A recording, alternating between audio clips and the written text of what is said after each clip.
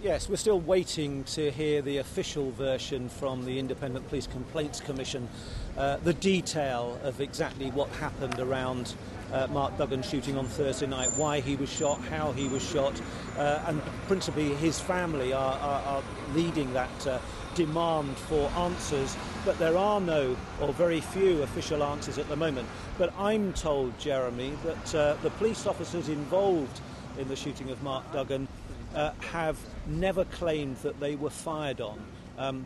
The story has become, for one reason or another, that there was some kind of gunfight, that the police were fired on and responded to that. I'm told very clearly that the police officers involved have never claimed that they came under fire. I'm also told that 2 shots were fired by one officer. He feared for his life. He opened fire, not because he was fired on, but he feared for his life because of the gun that was later found at the scene of his shooting. I'm also told that 1 shot killed Mr. Duggan. The second shot from the same officer missed him or went through his body. That is not exactly clear, but it was the second shot fired by the one officer that ended up in a police colleague's radio. So some detail beginning to emerge, not from any official source, but from an unofficial source about what happened around Mark Duggan's shooting.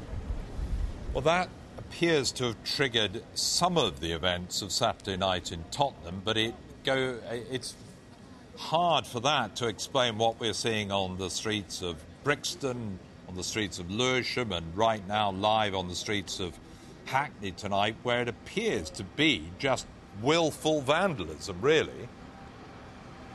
Yeah, I think we're seeing real lawlessness breaking out. I suppose you could argue that all of what's happened on Saturday night, last night, and now today is directly or indirectly related to the shooting of Mark Duggan, even if it's just people using that as an excuse for what appears to be real lawlessness.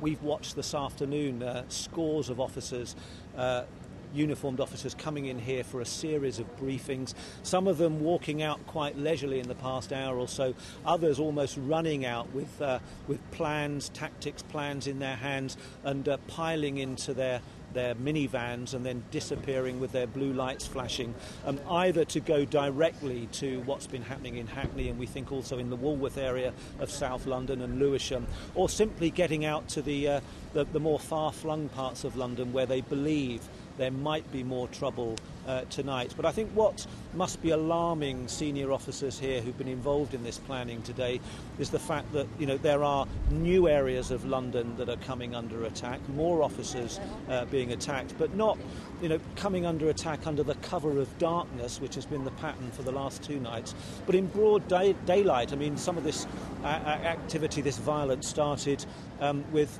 3 or 4 hours yet to go before darkness falls. And I think if that's a development that's going to continue, then that's a very worrying trend.